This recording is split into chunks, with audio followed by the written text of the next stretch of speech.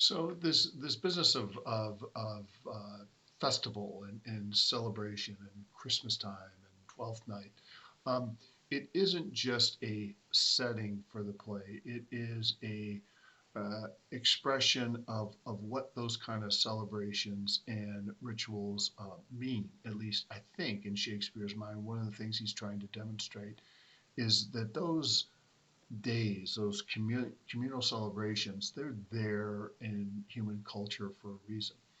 And the best way to see that is to look at the characters who kind of organize the center of things, and that is Olivia, who's again in this deep state of mourning, and then Malvolio, who is refusing in many ways. He's constitutionally opposed to parties and disorders and celebrations. They're both engaged in this kind of self denial, a denial of life because bad things have happened or bad things happen during disorder, and they want to control for that. And one of the clear themes or arguments of the play, I think, is that there is no controlling that.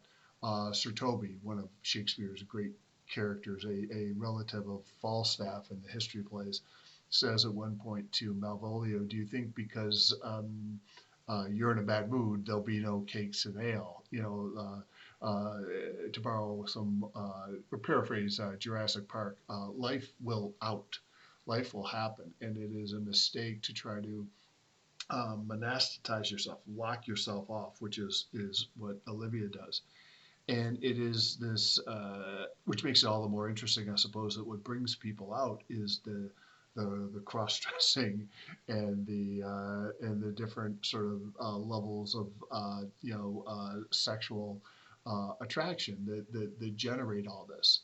Now that doesn't mean that you devolve into some kind of orgy or into some kind of life is always a party. Again, at the end of the play, Shakespeare reminds us things can go too far.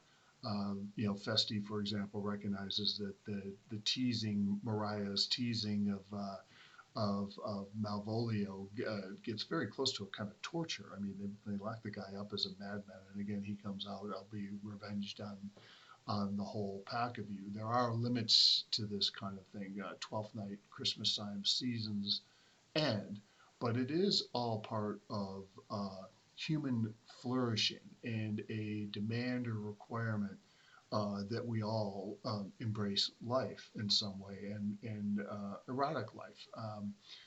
For those that, we've just been through these years of arguments of lockdowns and restrictions and things like that. And as many people who resisted them pointed out, this is those are kind of a fundamental mistake in that they are a restraint on order. It's unsustainable. Human life and its desires and its demands to reconnect, to repopulate, are going to move out, and that's part of what this play is about. In its title, like so many of Shakespeare's comedies I've talked elsewhere, what you will, as you like it.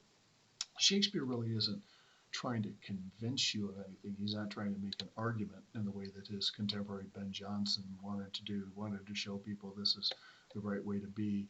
He simply said, "Here is the world. Let me hold the mirror up to nature, and this is how it works."